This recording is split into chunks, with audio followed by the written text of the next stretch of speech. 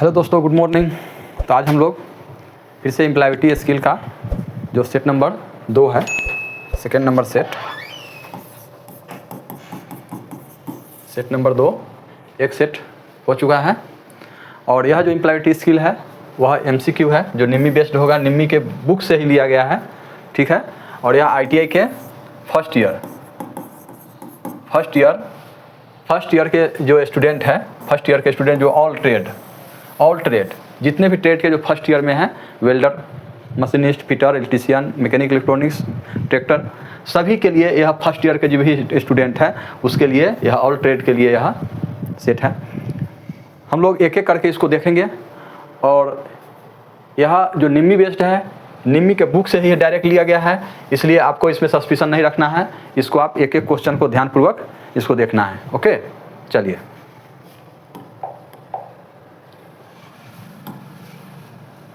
आइए, first question हो गया, the constitution of India is also called, यानी भारत के कॉन्स्टिट्यूशन है उसको क्या कहा जाता है। ठीक है, भारत के कॉन्स्टिट्यूशन है उसको संविधान है उसको क्या कहा जाता है, संविधान। ठीक है, संविधान है उसको क्या कहा जाता है। तो क्या कहा जाता है, अब देखिए, भारतीय अकादमी, भारतीय संविधान, उपन्यास या समाचार पत्र। तो क्या कहा जाता है, आप देख लिए होंगे कि यह भारतीय संविधान कहा जाता है। भारत के संविधान को क्या कहा जाता है, भारतीय संविधान। क्लियर। इस संविधान में जो भी सारा चीज़ हम लोग को अधिकार, सरकार को चलाने के लिए जो अधिकार दिया गया है, मानव का जो नागरिक का जो मौलिक अधिकार है, कर्तव्य है, यह सारे जो है किसमें है, हमारे पास संविधान में है। क्लियर।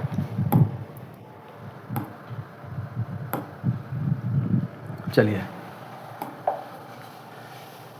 इंडिया एक सोवेरिन कंट्री है, इसका अर्थ क्या है, यह अपने स्वयं के डैश से बना सकता है। यानी इसका अर्थ क्या है, इसका अर्थ क्या है, सोवेरिन कंट्री है, संप्रभु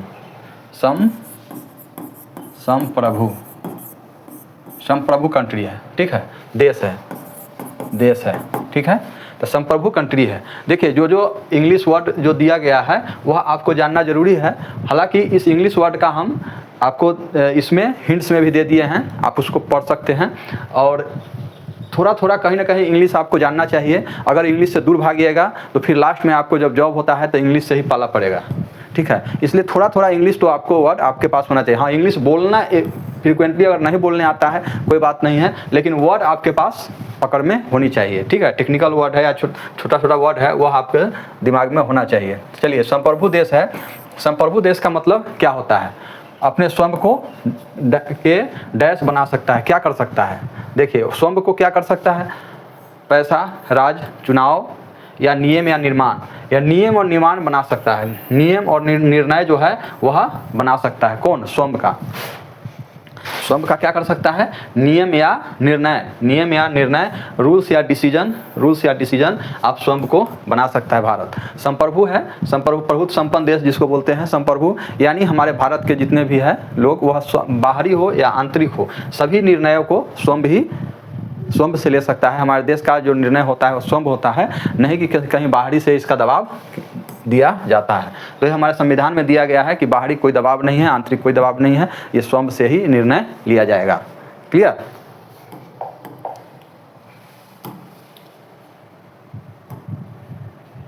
आइए, इंडियन कॉन्स्टिट्यूशन हमारे देश के डैश का समूह है। यानी हमारे जो संविधान है, भारतीय संविधान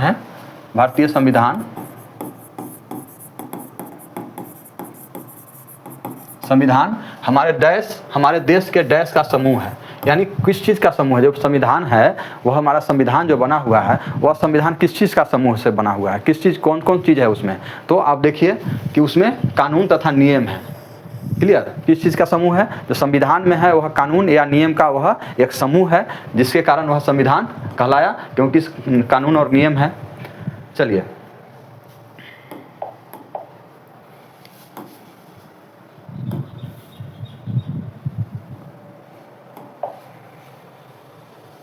मिस्टर जॉनसन एक 8 वर्ष की लड़की को हाउस होल्ड वर्क माने घर का वर्क कराने के लिए घर का काम जो होता है, घर का काम करने के लिए काम पर रखना चाहता है, ठीक है, काम पर रखना चाहता है। इंडिया में कौन सा फंडामेंटल राइट, ठीक है, मौलिक अधिकार,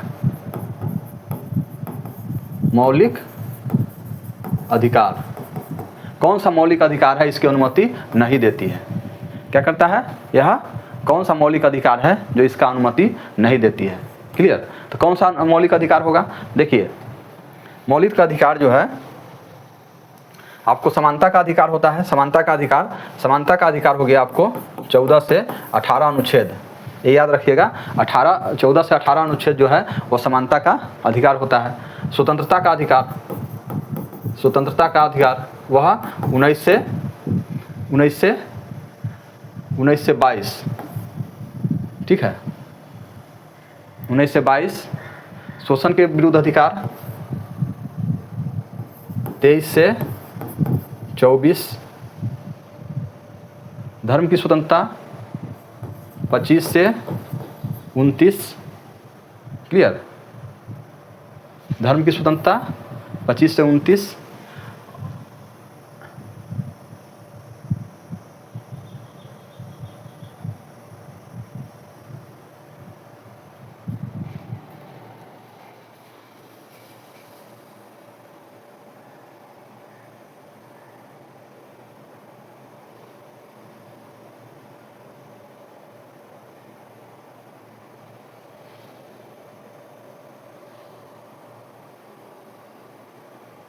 वीडियो पॉज कहाँ से होता है?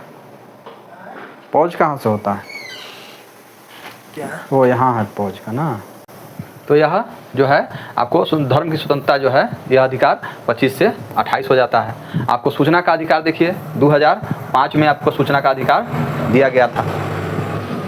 5 में सूचना का अधिकार कब दिया गया था? 2005 में दिया गया था।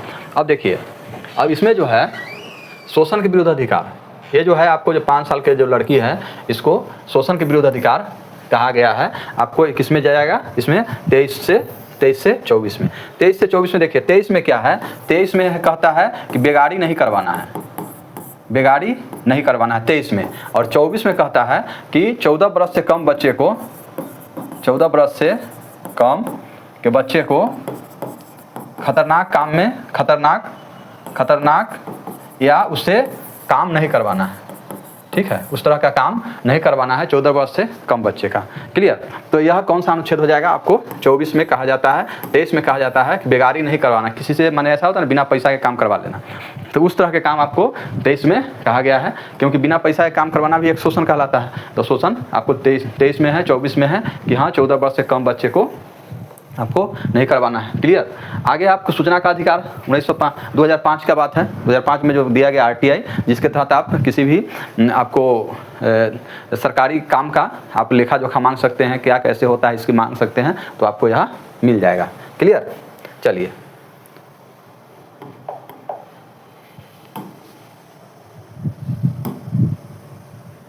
आइए,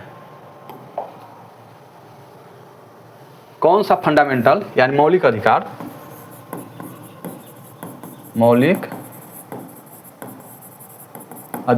कौन सा फंडामेंटल राइट हमें टेम्पल, चर्च या मॉस्क यानी क्या बोलते हैं, मंदिर, चर्च, मस्जिद में स्वतंत्र रूप से प्रेयर यानी आपका पूजा पाठ होता है, जो पूजा होता है, पूजा पाठ करने के लिए, प्रेयर करने के लिए अनुमति देता है। यानी कौन सा जो राइट है जो आपको यह देता है? तो समानता का अधिकार नहीं देता है, समानता का अधिकार यह नहीं देता है। आपको शिक्षा का अधिकार नहीं देता है। शोषण के विरुद्ध अधिकार भी यह नहीं देता है। धर्म की स्वतंत्रता का अधिकार देता है, ठीक है। तो धर्म की स्वतंत्रता का अधिकार आपको कहाँ से कहाँ तक हो गया? 25 से 28 तक, ठीक है। 25 से 28 तक क्या है? धर्म की स्वतंत्रता का अधिकार है 25 से 28 तक। तो अनुच्छेद 25 से 28 आपको क्या कहता है? तो आपको 25 कहता है कि आप पूजा कर सकते हैं, कहाँ भी पूजा कर सकते हैं। 26 जो है उसका कहता है प्रबंधन कर सकते हैं, प्रबंधन कर सकते हैं। किसी भी जब धार्मिक जो संस्था बनती है या धार्मिक कार्यक्रम होता है तो उसका प्रबंधन करना होता है। तो वह 26 कहता है प्रबंधन कर सकते हैं। 25 कहता है आप पूजा, इस तरह के जो जगह पे आप पूजा कर सकते हैं, प्रेयर कर सकते हैं। 27 कहता है कि आपको टैक्स, धार्मिक टैक्स नहीं लगेगा। आप देख रहे हैं जहाँ भी धार्मिक चीज़ होती है, मंदिर मस्जिद ये सब होता है, वहाँ पर टैक्स नहीं लगता है। ठीक है, 27 के अनुसार टैक्स नहीं लगता है। क्लियर। तो इस तरह से 28 कहता है, 28 जो कहता है, 28 कहता है कि सरकारी जब सहायता मिलेगा, सरकारी सहायता अगर मिल रहा है किसी तरह का, किसी भी स्कूल में सरकारी सहायता मिल रहा है तो आपको क्या है, आपको सरकारी सहायता मिल रहा है तो आप उसमें धार्मिक चीज़ नहीं पढ़ा सकते हैं। धर्म का प्रचार, उसमें धार्मिक चीज़ नहीं पढ़ा सकते हैं अगर सरकारी सहायता मिल रहा है तो। क्लियर। ये आपको कौन कहता है, ये 28 कहता है। 25 कहता है आप पूजा कर सकते हैं। 26 कहता है उसका प्रबंधन कर सकते हैं। 27 कहता है आप टैक्स नहीं दीजिए। ठीक है ना। चलिए, तो यह कौन सा अनुच्छेद होगा जो आपको कहता है प्रेयर करने के लिए? तो धर्म की स्वतंत्रता का जो है अधिकार जो है कौन सा अनुच्छेद से है? 25 से 28। क्लियर।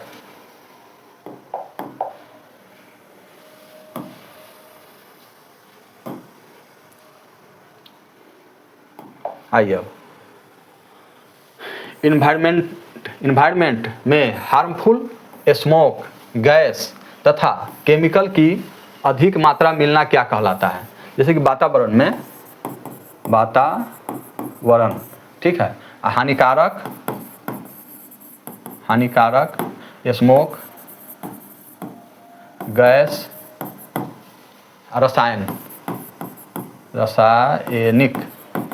रासायनिक पदार्थ। ठीक है, तो जो वातावरण में जो है आपको जो हानिकारक जो धुआं होता है, गैस होता है, रासायनिक पदार्थ होता है, अगर वह उसमें मिलता है तो क्या कहलाता है? तो क्या कहलाएगा? तो यह कहलाएगा पॉल्यूशन कहलाएगा। ठीक है, प्रदूषण कहलाएगा।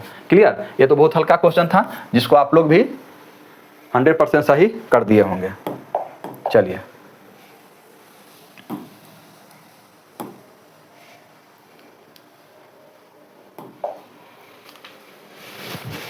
खेती तथा हाउसिंग पर्पस, यानी घर बनाने के लिए, टाउनशिप बिल्डअप करने के लिए, टाउन बनाने के लिए ट्री जो काटना होता है तो उसको क्या कहलाता है? तो जब घर बनाने के लिए ट्री काटेंगे तो क्या कहेंगे उसको? डिफॉरेस्टेशन, यानी वनों की कटाई। क्या कहेंगे? वनों की कटाई कहा जाएगा, क्योंकि वह वनों के काटा जाता है। अब जिसके लिए भी काटिए, घर बनाने के लिए काटिए, खेती के लिए काटिए, तो उसके लिए पुनः वनीकरण, यानी पहले से था बट कट गया है, उसको पुनः वन लगाना। क्या होगा? पुनः वन लगाना, यानी पहले से था, कट गया है, पुनः वन लगाना क्या बोलते हैं? रिफॉरेस्टेशन, यानी पुनः वनीकरण। देखिए, वनीकरण होगा जो वनीकरण जहाँ पर वन नहीं है वहाँ पर वन लगाना। ठीक है, वन निर्माण हो गया, जैसे कि वन है, उसको क्या करना है? आगे बढ़ाना है। ठीक है, तो यह हो गया आपको फॉरेस्टेशन, वन निर्माण, यानी वन है उसको आगे बढ़ाना है।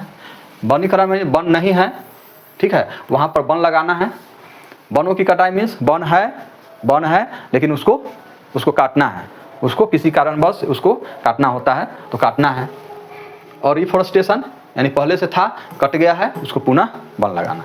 क्लियर।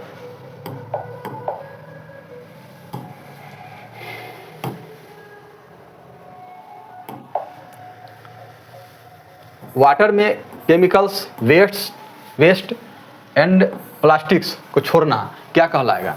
यानी अगर पानी में अगर रसायन छोड़ते हैं, पानी में रसायन यानी वेस्ट जो चीज़ होता है, ठीक है, कचरा या प्लास्टिक, ठीक है, वेस्ट में कचरा, प्लास्टिक ये सब अगर पानी में छोड़ते हैं तो क्या कहलाएगा? साउंड पोल्यूशन कहलाएगा, या भूमि प्रदूषण, या जल प्रदूषण, या वायु प्रदूषण? कौन सा होगा? तो ये भी बहुत ही आसान था आपको।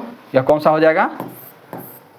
जल जल प्रदूषण हो जाएगा। अगर जल में आप डालते हैं तो जल प्रदूषण हो जाएगा। वह जल प्रदूषण से आपको बहुत सारी जो समस्याओं का सामना करना पड़ सकता है।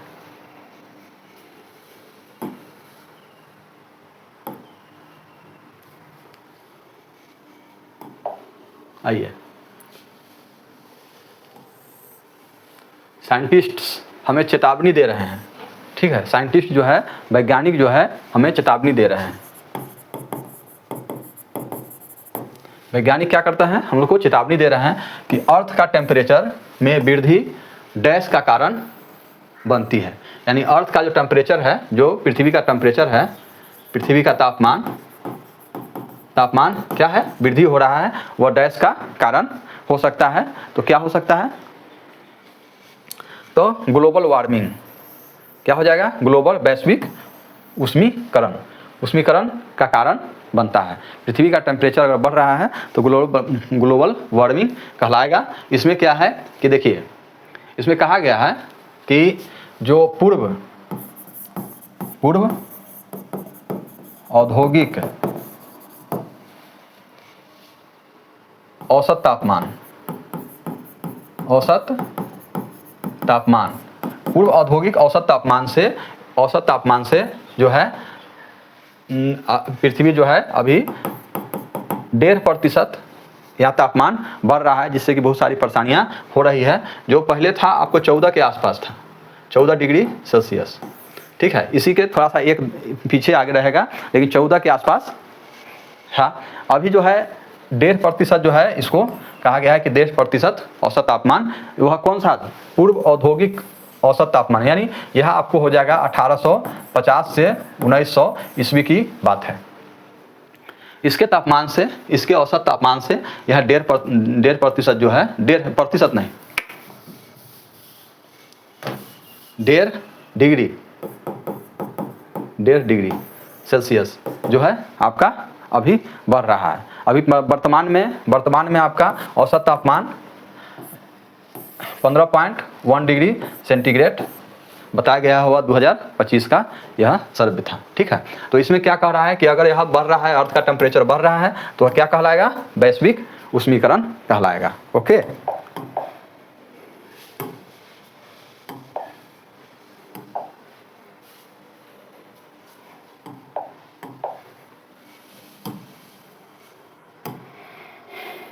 आइए, श्याम प्लास्टिक्स तथा केमिकल फर्टिलाइजर का उपयोग नहीं करता है। क्या करता है, वह अपना रहा है, उपयोग नहीं करता है, ठीक है। यानी प्लास्टिक और केमिकल, माने प्लास्टिक का उपयोग नहीं करता है, केमिकल का उपयोग नहीं करता है, फर्टिलाइजर में खाद पानी जो डालता है खेत में, तो वह इसका उपयोग नहीं करता है। तो वह क्या अपना रहा है, ठीक है, वह क्या अपना रहा है, तो क्या कर रहा है, ग्रीन लाइफ स्टाइल, हरित जीवन शैली या आधुनिक जीवन शैली, modern life style, busy life style या अनहेल्दी लाइफ स्टाइल, कौन सा वह सिस्टम अपना रहा है। क्योंकि वह प्लास्टिक का उपयोग नहीं कर रहा है और वह फर्टिलाइजर का उपयोग, केमिकल फर्टिलाइजर का उपयोग नहीं कर रहा है। तो कौन सा हो जाएगा इसका क्या हो जाएगा, ग्रीन लाइफ स्टाइल अपनाया जा रहा है। क्या है, हरित जीवन शैली। यानी जब यह नहीं दिया जा रहा है तो इसका मतलब जो है, इसको जो हानिकारक नहीं पहुंचाने वाला चीज़ है उसका वह उपयोग कर रहा होगा। क्लियर,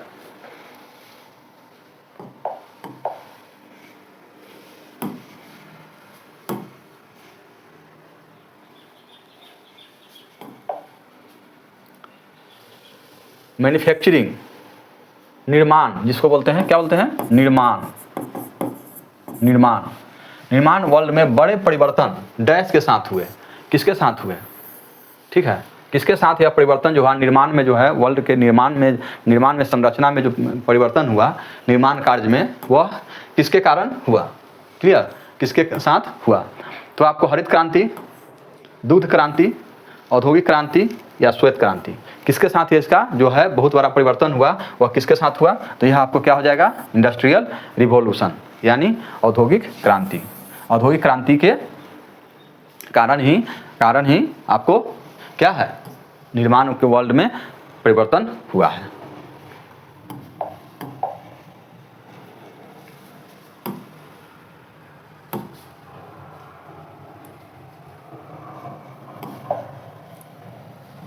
मैन्युफैक्चरिंग प्रोसेस टेक्नोलॉजी तथा डैश डेवलपमेंट के कारण बदल गया।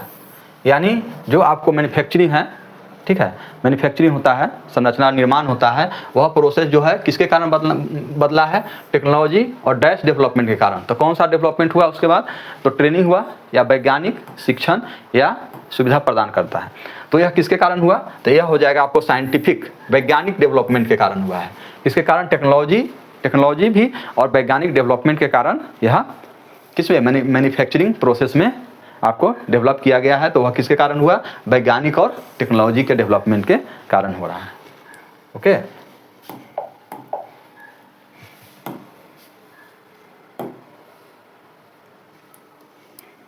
आइए, स्किल का नियमित असेसमेंट यानी जांच,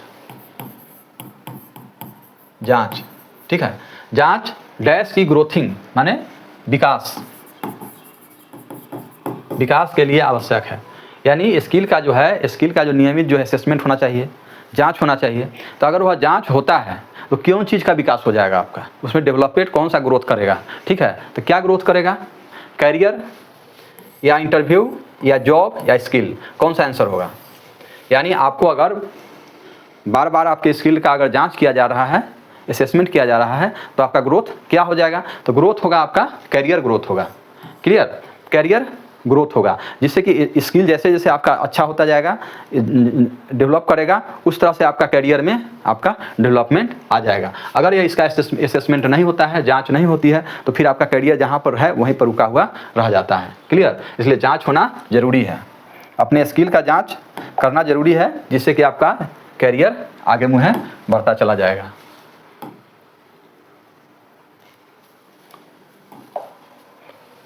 नीतू के पास बहुत अच्छी स्टोरी टेलिंग स्किल है। यानी स्टोरी कहने का, कहानी कहने का स्किल है, कहानी कहने का स्किल है। क्या चीज़ है? स्टोरी टेलिंग स्किल है। यह किस प्रकार की इंटेलिजेंस है? किस प्रकार की इंटेलिजेंस है? ठीक है, तो यह आपको कौन कहलाएगा? जब जो कहानी कोई कहता है तो क्या कहता है? चित्रात्मक बुद्धिमत्ता यानी पिक्चर, तो पिक्चर की तो बात नहीं है, आपको स्टोरी कह रहा है वो। लॉजिक स्मार्ट, शारीरिक बुद्धिमत्ता और वर्ड स्मार्ट यानी शब्द बुद्धिमत्ता। तो इसमें क्या कहला जाए? क्योंकि वह शब्द कहने का उसके पास क्षमता है, उसके पास अंदर में है, जिस तरह से वह कहानी को कह देता है। तो ये कौन सा हो जाएगा? वर्ड स्मार्ट यानी शब्द बुद्धिमत्ता इसके पास उपलब्ध होगा, तभी यह आपको कहानी कहने की इसके पास क्षमता है।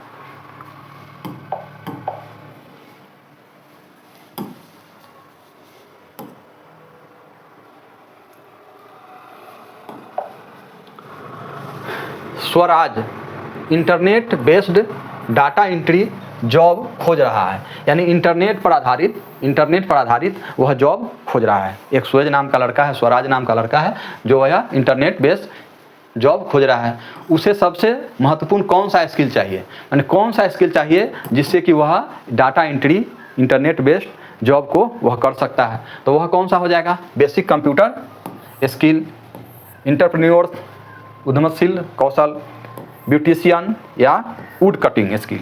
कौन सा स्किल उसको चाहिए जो वह अपने काम को वह स्वराज कर सकता है?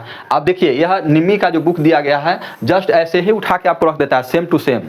ठीक है, निम्मी के बुक से ही है, इसलिए क्वेश्चन बाहर से नहीं देता है, सेम टू सेम उसी बुक से आपको उठा करके आपको क्वेश्चन दे देता है। इसलिए हर हाल में आपको एक एक लाइन को आपको पकड़ के रखना है और उसको आंसर को टिक करके रखना है, उसको समझ के रखना है, क्योंकि अलग से क्वेश्चन आता ही नहीं है आपको। जब भी वह उसमें एग्जाम में आएगा तो इसी बुक से ही आता है। आप यह वीडियो से पढ़िए या आप भारत स्किल है वहाँ पर से आप इसका डाउनलोड कर लीजिए।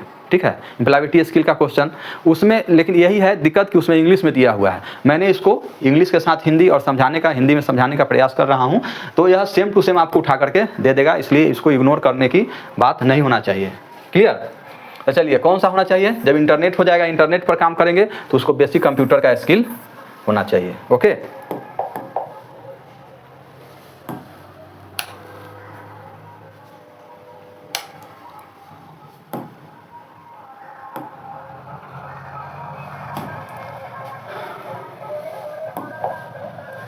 निम्नलिखित में से कौन किसी व्यक्ति की पर्सनैलिटी डेवलपमेंट जो है, पर्सनैलिटी डेवलपमेंट होता है, पर्सनैलिटी का भाग नहीं है, नहीं है। देखिए पर्सनैलिटी अगर पर्सनल जो है, पर्सनैलिटी अगर आपको चमकाना है, दिखाना है, अच्छा करना है तो आपके पास क्या क्या होना चाहिए? स्ट्रेंथ होना चाहिए, ठीक है, स्ट्रेंथ होना चाहिए, ठीक है ना। पर्सनैलिटी के बारे में पर्सनल के लिए कौन कौन सा अपना पर्सनल जो है भाग नहीं है, तो नहीं है के लिए देखिए स्ट्रेंथ पर्सनल होता है, वीकनेस पर्सनल होता है, बिलीफ पर्सनल होता है, क्लियर। कमजोरी भी पर्सनल होता है, ताकत विश्वास पर्सनैलिटी में आता है, लेकिन स्किन कलर जो है पर्सनैलिटी में नहीं आता है, ठीक है। फिजिकल जो है, फिजिकल कुछ भी आपको कोई भी दोष है, विकलांग है, कुछ ऐसा है तो वह आपको पर्सनैलिटी में नहीं आता है, वह आपको उसके लिए आपको पर्सनैलिटी के लिए आपको यह 3 स्ट्रेंथ होना चाहिए, भी वीकनेस भी है, बिलीफ भी है, ये सब आपको इसमें आ जाएगा पर्सनैलिटी में, क्लियर।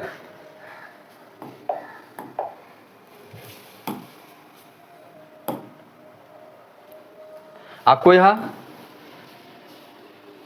जो है डिटेल में दिया गया है, यहाँ पर आपको इंग्लिश का हिंदी भी दिया गया है, इसलिए आपको कोई परेशानी नहीं होना चाहिए इसको पढ़ने में।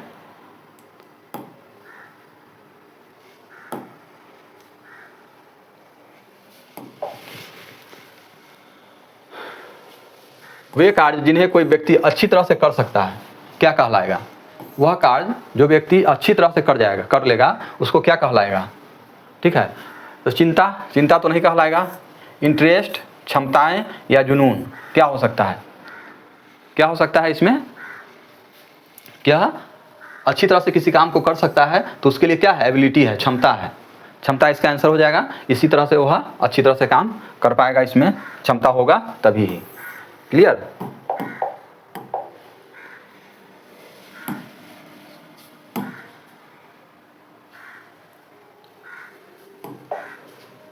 किसी कार्य को अच्छी तरह से न कर पाने की स्थिति को व्यक्ति की क्या कहलाता है? अगर किसी को काम को अगर आप अच्छा तरह से नहीं कर पाते हैं तो क्या होगा, क्या हो सकता है? कमजोरी है, आकांक्षा है, ताकत है, मूल्य है, क्या होगा? तो इसका किसी काम को अगर आप अच्छा तरह से नहीं करते हैं तो इसका आंसर वीकनेस हो जाएगा, कमजोरी होगा, क्योंकि आप उसको अच्छा तरह से नहीं कर पाते हैं, ओके।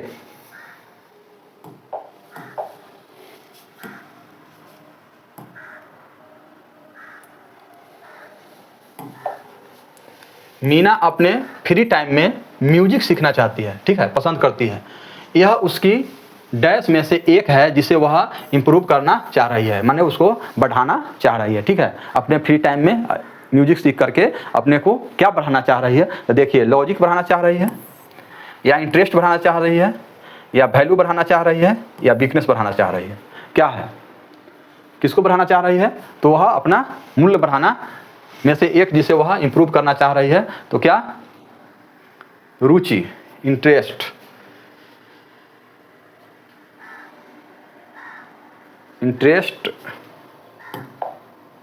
को बढ़ाना भी, या वैल्यू बढ़ाना?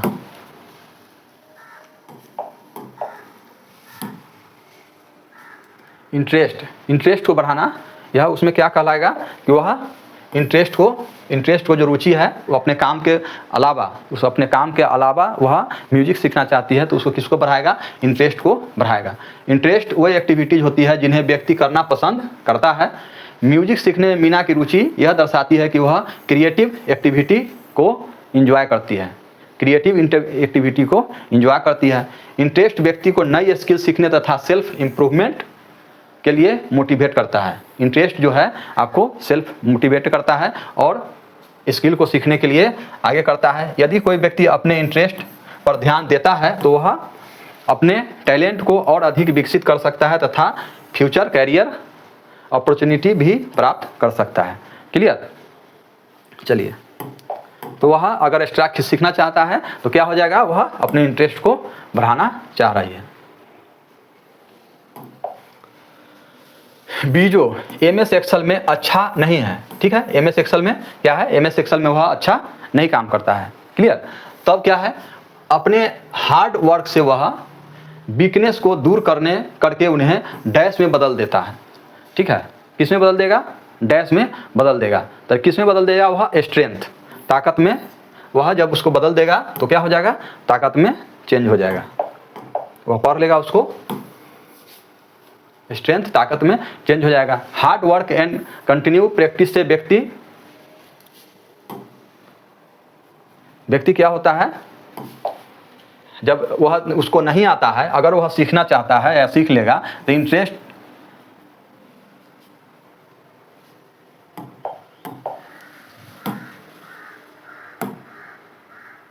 देखिए वह सीख लेगा, हार्ड वर्क करेगा और कंटिन्यूअस प्रैक्टिस करेगा तो वह व्यक्ति अपनी वीकनेस को क्या करेगा, वीकनेस को स्ट्रेंथ में बदल सकता है।